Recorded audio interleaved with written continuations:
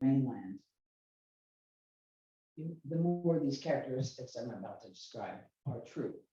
I don't think it's so true of barrier islands that are Right like next this. to the mainland, And that you only know they're an island if you look at a map. But in true islands, that, for instance, the crime level is always much lower. Because if a car goes missing, like, where's it gonna go? yeah. Gee, that blue car you're driving looks just like the car I lost last week. Or that shovel you're using looks just like the shovel that was stolen out of my shed. I mean, think, also, there are patterns of language and a us versus them about the mainland people that always take place in island cultures. And I think he's captured that beauty in his way. They don't know what date it is, they don't born, because it doesn't matter.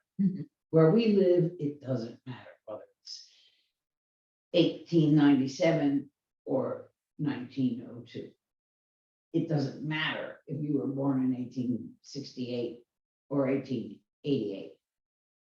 You're just various levels of old. I mean, but that's the way island cultures behave. And the example that's always given in sociology is the difference between the British Isles and continental Europe. That they're so different affectations, different tastes, and so forth. Island people are always seafood oriented in a dietary way. And there are even some studies that say they have more iodine than other people, lower cancer rates, and so on and so forth. So it's interesting that this is also an island culture. And my background is in sociology, and I know we're actually, as a group, kind of boring, but it's interesting to me that these cultural things exist. I was in a sociology class. Oh, yeah, well, in the early portions of the book, I can see that you would feel that way, think that way. I have to say one thing about my culture. My grandmother was born in the island of Barbados. She was white. Their family arrived there in 1643, whenever Cromwell was in power. When it been for him, we kicked a lot of people off out of Great Britain.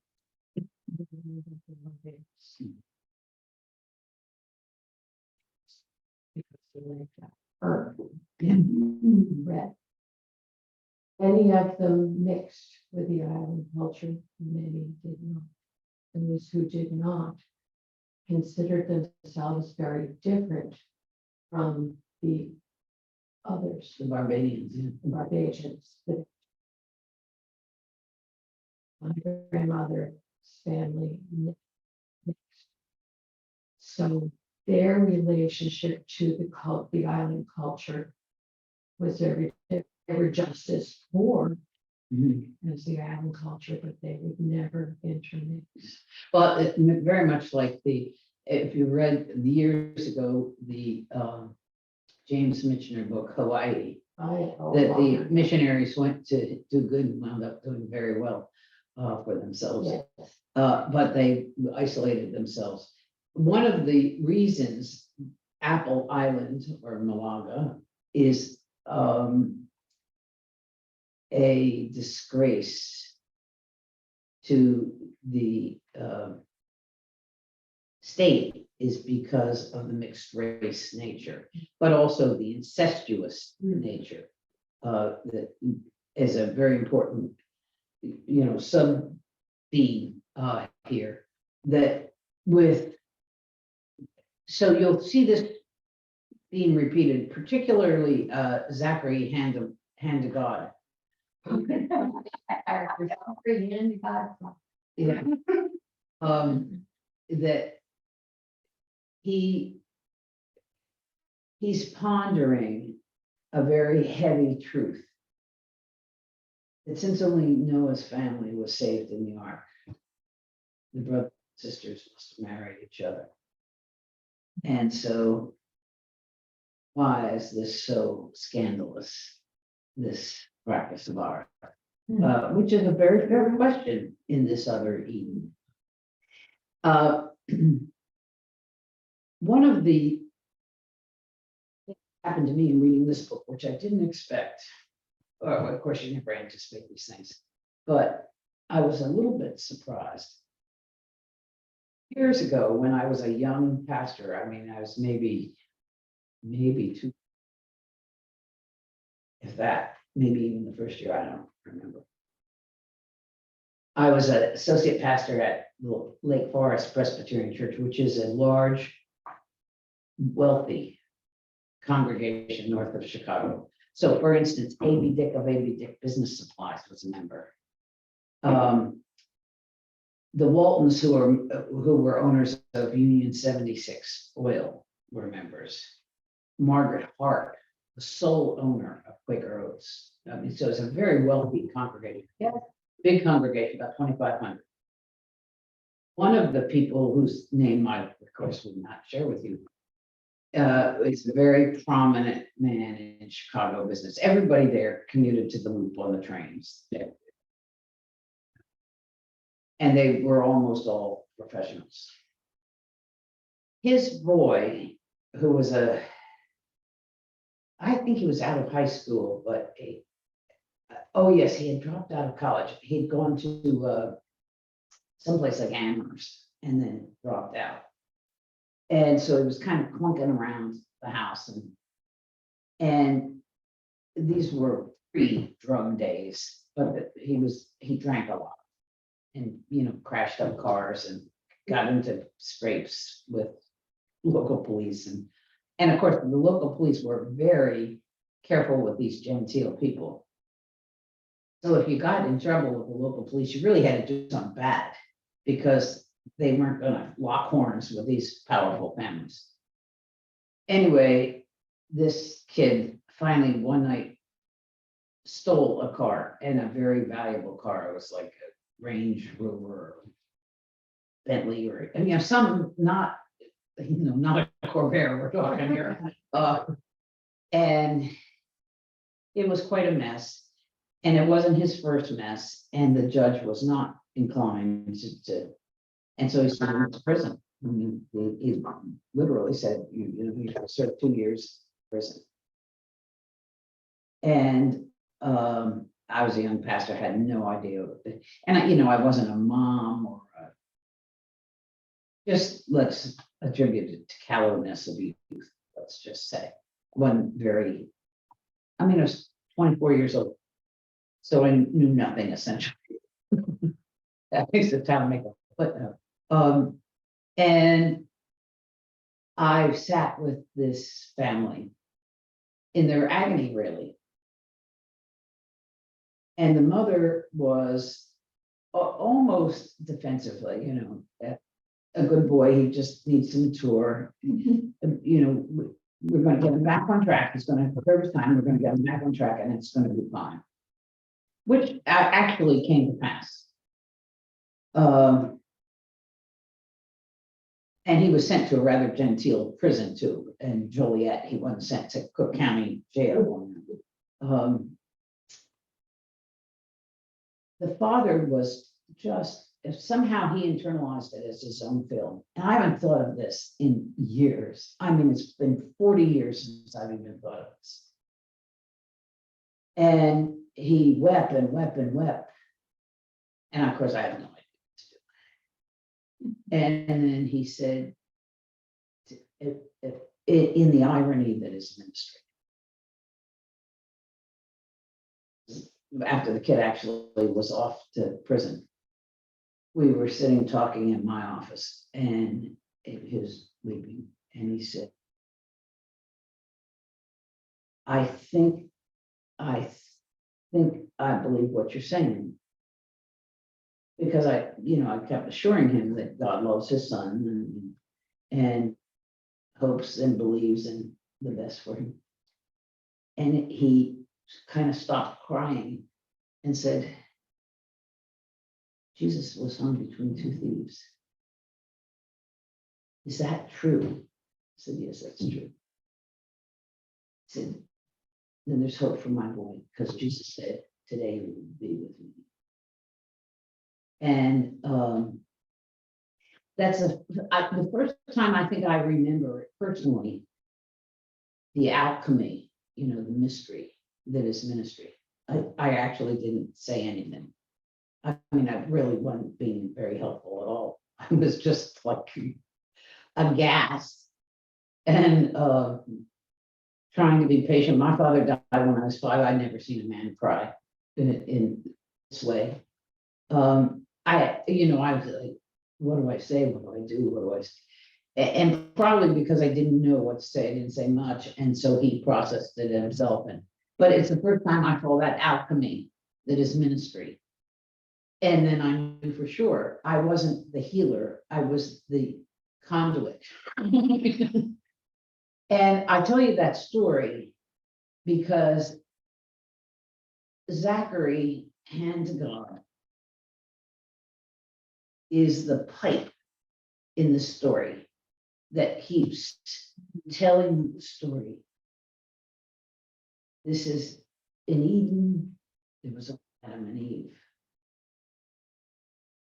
After the flood, there was only Noah. We're not outrageous. We're what the Lord has ordained. Which is an interesting, anyway, that may be a long aside that makes no sense. Does that feel like but I hadn't thought of that in probably 40 years. And I was reading this book and it came to me and I haven't even thought about that or that family. I mean, years later, I got maybe 10 years later, I was in New York and this kid called me and said, I'm in New York and I'm going to be here for 3 days for dinner. And so I went to think, well, here was this handsome guy in like a $1,500 suit. And he was working in some kind of banking. And because his family was powerful, after he served like 18 months of his 2-year term or something like that, they got some agreement from the court to expunge his record so that he could be a certified financial whatever, CPA or some, that's so far away from what I do. I have no idea what he's talking about. But he took me to the Russian tea room.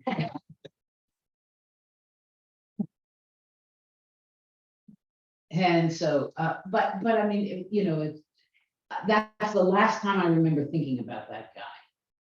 Because I remember telling my husband, who didn't know anything about that story, who I was going to lunch with.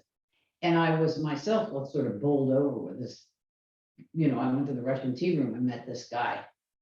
And as I walked up, see, he was really only about 4 years younger than me, maybe 6 years younger, I don't know. And I thought, no, that can't be that guy. Look, he's too wealthy, too good looking. And he recognized me. I guess things worked out good until the end, But anyway, the power of these metaphors that we share, Eden, the flood, the story of the crucifixion, the story of the healing, the story of the parting of the Red Sea, those stories are sometimes in our best moments and sometimes in our worst moments, a source of great comfort, direction, and strength. Sounds like a sermon, sorry. A lot of the pulp, getting the pulp out of the pearl is another problem. All right, let's talk about the backstories of these folks. All right, talk to us. What do you want to hear about? Esther? Yeah, Or no, Esther. Esther? Okay. So there was incest with the white father, And it gave her hatred for white men. She distrusted missionary Matthew Diamond, who came to Apple Island every summer. Esther was black, but her sister could pass for white. And left That's the island. Abby who went away. Abby, who left the island. Her father took her as his wife, and she bore Eha. Her father mysteriously fell off a cliff the night her child was born.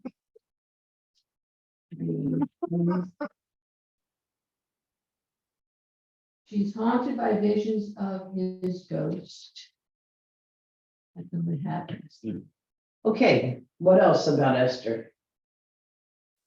We meet Esther when Eha is probably middle-aged, You're right. and Esther is an old woman. How does Esther spend her time? In her rocking chair. And where's that? Up on the cliff. Up on the bluff. Yes, she carried up there. Or she has it carried down to, I guess, the shelf above the ocean. Where the Yeah, kids the bluff. gather. That's what it is. That you're talking about, Yeah. the same thing. She refers to it, I think they refer to it as the bluff several Right. times. What else does Esther do? Smokes a pipe, not tobacco, but No. mugwort. Mugwort. It's a, Oh, no, it's like moss. Yes, yes, yes, Okay. that's right. He That's good. loves to watch the younger girls collect things. Well, you give them lots of instruction about what, Yeah. when they go up to the main line, Collect. main line, so else. Great Kelly. Oh, I grew up in Bucks County, so the main, when they go off to the mainland, she instructs them on the medicinal herbs and plants that she wants. Yeah, yeah, but what I say, it's something somewhere between moss and peat. A very decomposing something. And she swears it's better than tobacco. She also drinks black tea all the time because they don't have, because they really don't have enough. And so, whenever you're with hungry people, you be in a refugee camp, for example, people drink tea all the time because it's how they know pangs of hunger away. It's this black tea. Esther will become very important in the rest of your reading. Pay attention to her because that will be important. And the mystery of what happened to her husband that night will become clear. You probably hunched at it just in hearing the account. One of the things I like very much about Esther that seems to me to speak vividly to the human condition, because she keeps seeing the ghost of this husband and she keeps hearing kind of the account of what happened to him. She considers putting out her eyes and her taking an awe to her ears. So awe. All. Yeah. So that but she does stuff her ears with moss and closes her eyes. And she comes to realize she still sees and hears what she fears. And that's, again, I think, a profound life lesson. We still see and hear. We replay in our heads. We can see it as clear as day when back to a particularly critical memory. As we say. So that's Esther. How is her relationship with Eha? Have any sense of that? You do? Well, I think that well, it's kind of, she loves him in a way and she dislikes him in a way because of the way he was conceived. And, that kind of thing. So it's a constant reminder of what happened to her with Yeah. her father. And I But think, he's a good son. and what is a characteristic of him? Do you remember any He's character? he's really good. He built that whole house. Yeah. That's shingles. Yeah. Well, that's because Zachary taught him. Well, and Zachary taught him how to be a good carpenter. But Ahab almost doesn't speak it. True. Right, he's He's, very slow of speech. but he is very devoted anytime she says, I mean, the third time in a day, she said, carry my rocking chair up to the bluff. I'd say, carry yourself or stay here. But he does, but he is very dutiful to her, and that continues. All right, so that's Esther. Now let's talk about your favorite, Zachary, hand to God. What do we have to say about him? You like his name, okay? Oh, he's older than us. Tell me about his house. He lives in the tree mostly. I mean, he has a house. Yes, he does have a house, But mostly lives. but it's summer places. He carves like wonderful things. And what does he carve inside? Greg, you make me pull this out of you one word.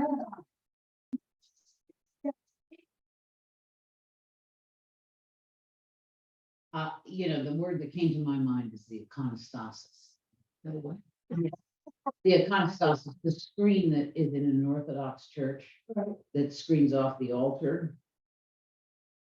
And it's always carved. Sometimes it's a masonry, sometimes it's wrought iron, but and sometimes it's wood. But it always depicts Bible stories of one sort or another. And so he has this on the inside of his tree, which, I mean, can you read that without thinking of hobbits? I can't.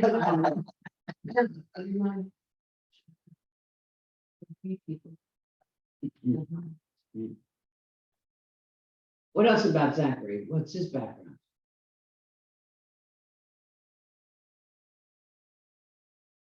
And then he had heard about the island from somebody in one of his troops, and he came there.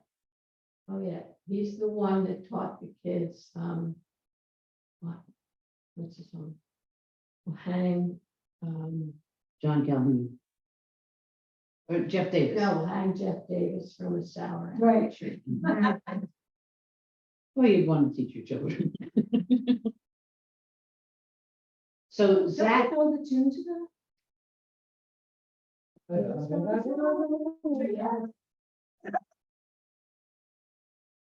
okay, the singing portion of this class will be later.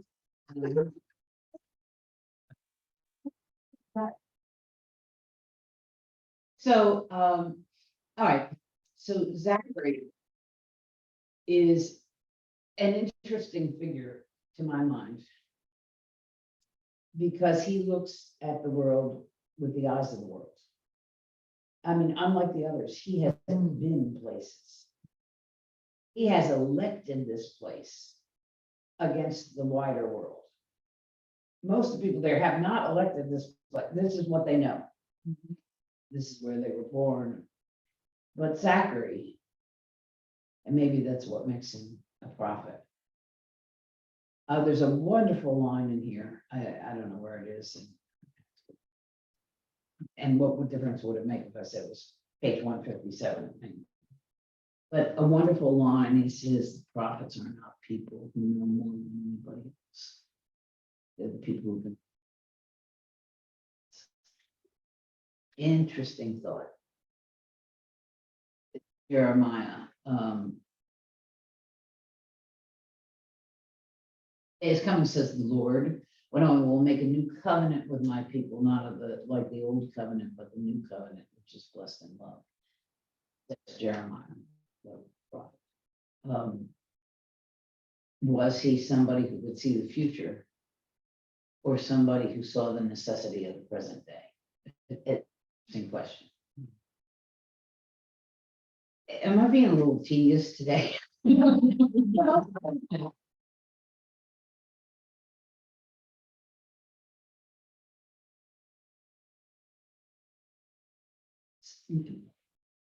literature comports you away from your own biases, your own predisposition of how to see things.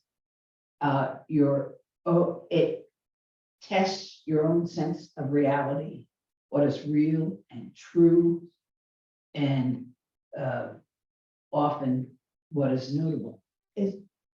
Are there guys out there talking? Or Yeah. either that or I'm Hearing things.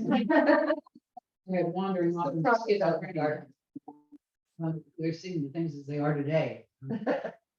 Anyway, so Zachary is an interesting figure and will become an interesting figure as we go along in this book, and he's worth paying attention. Now, have you made the acquaintance yet, you three, with Ethan? Tell me about Ethan. Ethan. Well, first of all, who does he belong to?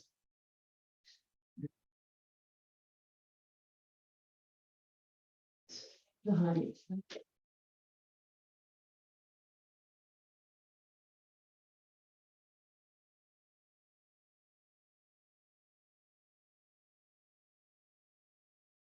Talented artist. One thing that worries him is that he worries about the sons of Ham, Shem, and Japheth. He worries because he felt that when the ark landed, those three sons had to get off the ark and burn all of the bodies of all of the people found in the flood and the animals too. So we worried about those three men, what they had to face after the ark landed. He also, because he was a talented artist, listened to his teacher, Mr. Diamond, who was trying to give him instructions about making his art include more of the light and shadow. Work can only work with a pencil, one sheet of paper. But Mr. Diamond kept explaining to him how you have. So he would collect things. And one day, and he had, I think, a spoon and a piece. And he rigged up a little shadow thing in his shirt. So he's sitting in his right side for a long time. He had a horrific sunburn. But he got his picture, that he drew his picture, went home. Grandma was trying to figure out treat the sunburn. Well, we didn't have much to treat sunburn with that. So she was using that black tea created, but kept black tea in it. But he really suffered. And his his father's ring. That's my favorite. That was his father. And Eha was very upset that his son got this terrific son. Now, Ethan, and the plot will thicken around Ethan. Oh, it's thickening. That part. Yeah, but as you read that, entertain the possibility that Ethan is a long personified essay on light. And when I say light, I mean not only light in the artistic sense, but in the religious sense. And then the colors. Whiter. Oh, yes, he is, yeah, he's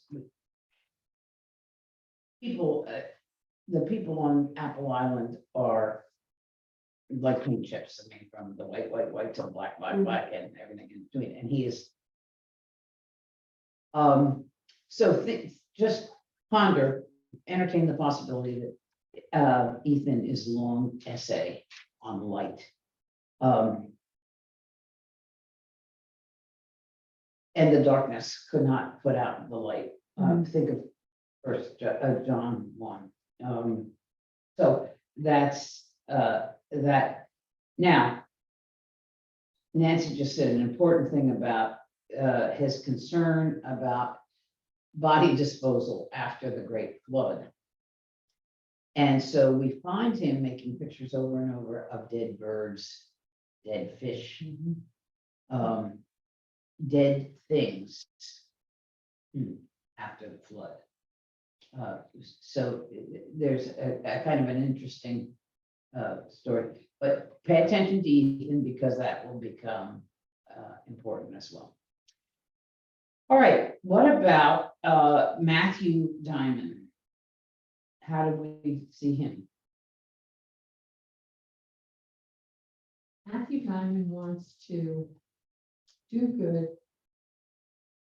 He's only a semi-realist. What do you mean a semi? Maybe he's not even a semi-realist. When he preaches, he makes things up. All right, now is he a teacher or a minister? He's he's Okay. a teacher and a minister.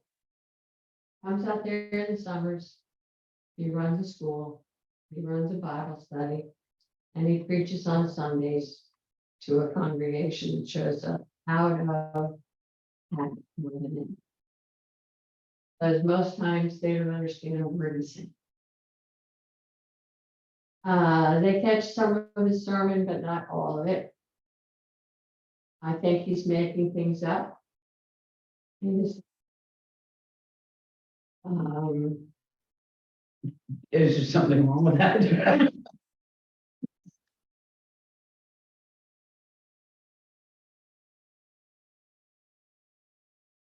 Is that wrong?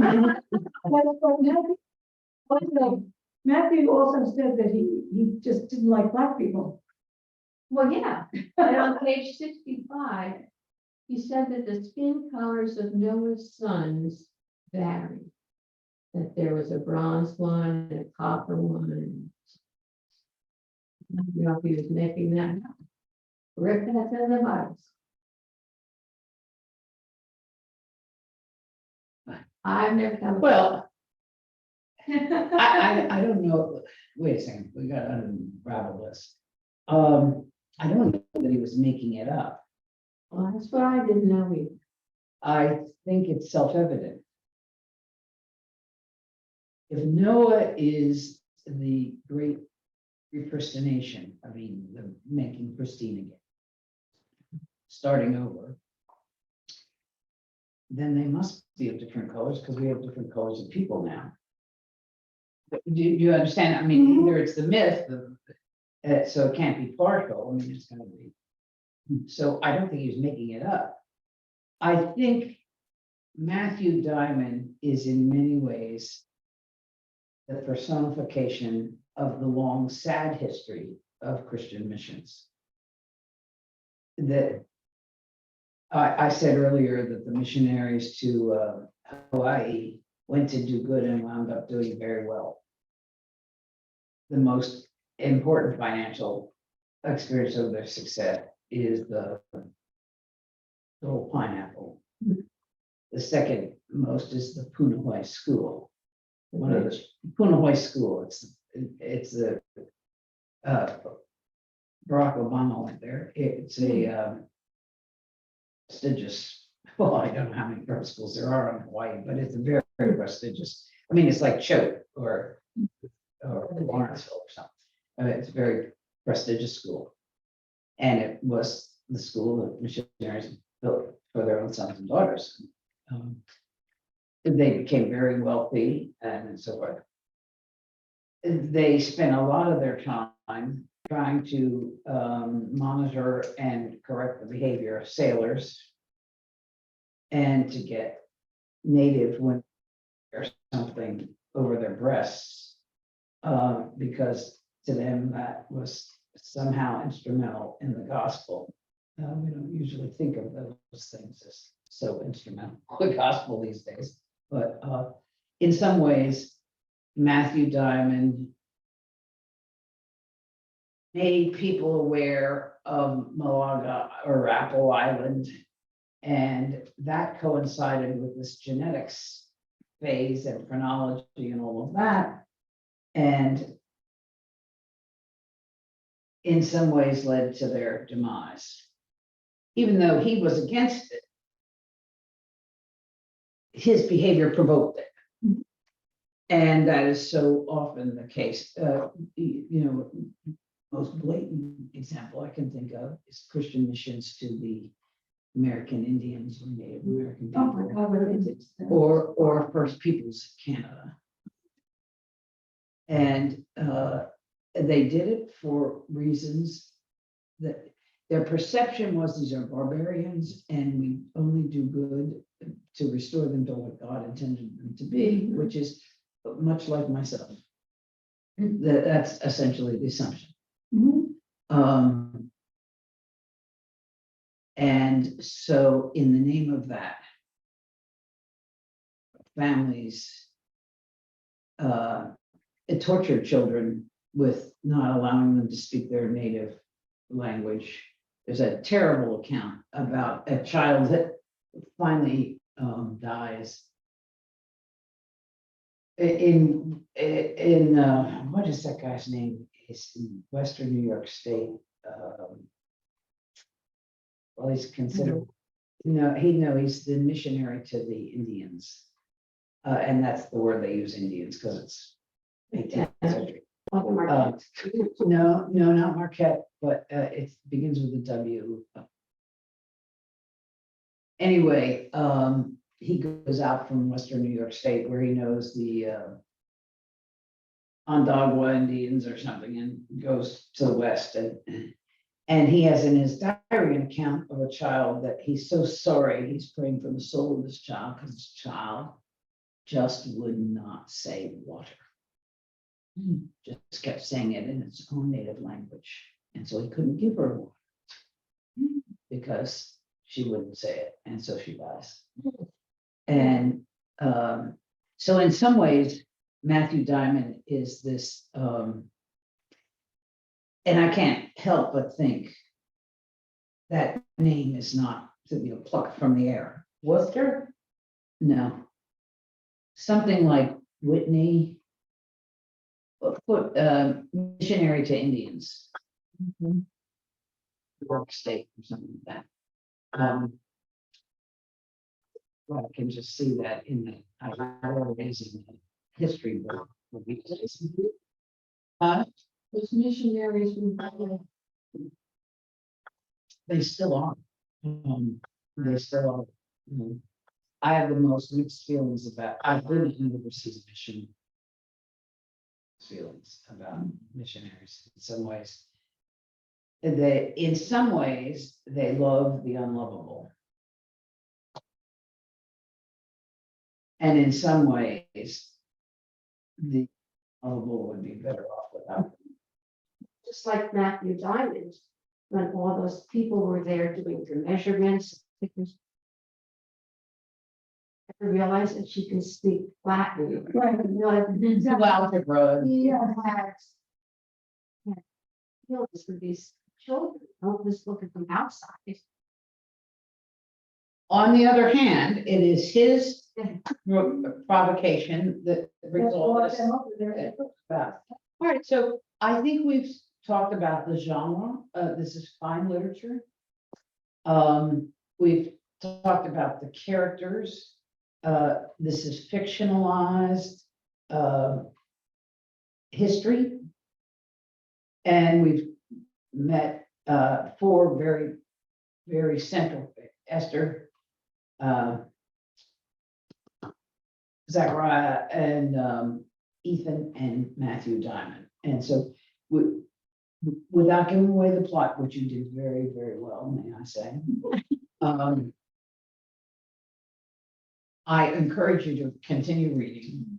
I think you will find periods and no periods. Elliot may be that guy's name. I was gonna say Elliot Whitney or something. Anyway, I can, continue to read it. Much of what you've read so far is stage setting. Mhm. And very quickly, after the stage is fully set, and it sounds like you are almost there, you're not quite so there, but now that you know that you'll have to stop at periods to take a nap.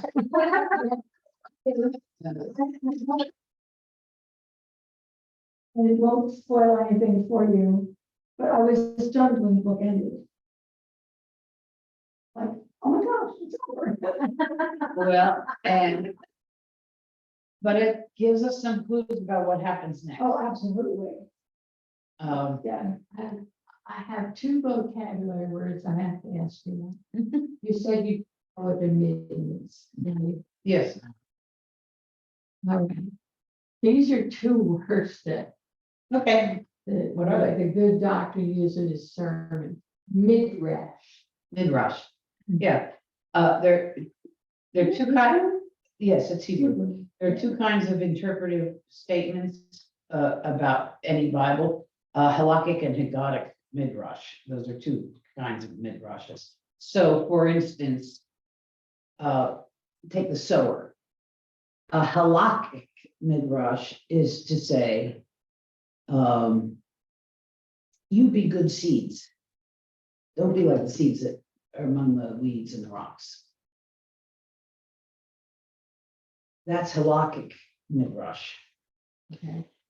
Haggadic midrash would be, this is not about you. This is about the nature of the sower. Sowers sow in good seeds and bad seed, good places and bad places. Halakhic and Haggadic, two different kinds. So midrash, I don't know how he uses it there, but You just said at least until the later midrash. yeah, it's talking about latter interpretation. Okay. And the other one is this, I hope I can pronounce. The inferior pseudepigrapha.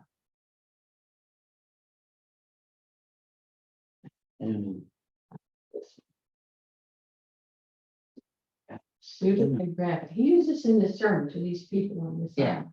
Well, Like, certainly don't- he laments for that. I mean, he says, gee, I kind of talked over their head. Took over. Yes. Yeah, well, not just them, right? Well, but look, this craft of preaching is a little trickier than you might think it is. And I hate to think about my early sermons. I really hate to think about. I mean, I think I got the hang of it after a while, but at first, you're tempted to tell them everything you learned in seminary in 3 years, all in one sermon. And you watch and they're going into REM sleep. Because you're so incredibly boring and none of it hangs together. And then the better you get at it, you come to learn one small point is enough. One small text is enough. But what really matters is explain what it's about and relate it to the lives people live. Now, when you're learning Greek and Hebrew, nobody mentions that sort of stuff. So you think what you're supposed to do, and the Hebrew word for that is Lord. And they go, oh, if I come here often enough, I'll know Hebrew.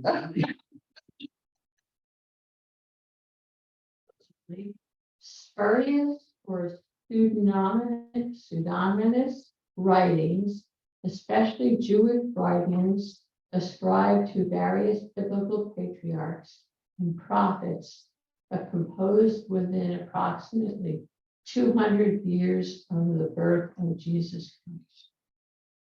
That's not a word you would use.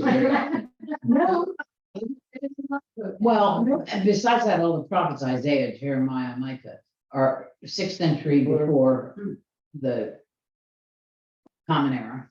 And so I'm hard pressed to think of any. Maybe Habakkuk. I don't know. I'd have to look it up, see, even within 200. And kind of, why would I care? I mean, it's not like I'm gonna remember their birthday and, send them a card or something. All right, so that's what we have for today. I hope it wet your whistle for getting on with this and seeing the rest of it. And we'll, It'll be better to talk about the book as a whole. yes, of course, it always is, but that's why I do 2 weeks. Because sometimes people are having a hard time getting into it, or they haven't had time. Or frankly, they've read something and they don't quite get what's going on. And so when we talk about it like this, it makes it more inviting and more accessible. I want to ask you one other thing. Go ahead, stop the recording there, Karen. You lost. Wow. Yes. Oh, yeah, I long mentioned ago. that long ago. I think she signed off, maybe she still couldn't hear us and got fed up, which I don't blame her, but nothing I can do about it. Catherine and Gail, we're glad you were with us, and we're gonna sign off now. Over there on the right, where it says end, I think she's. on the right. Yeah, but Think.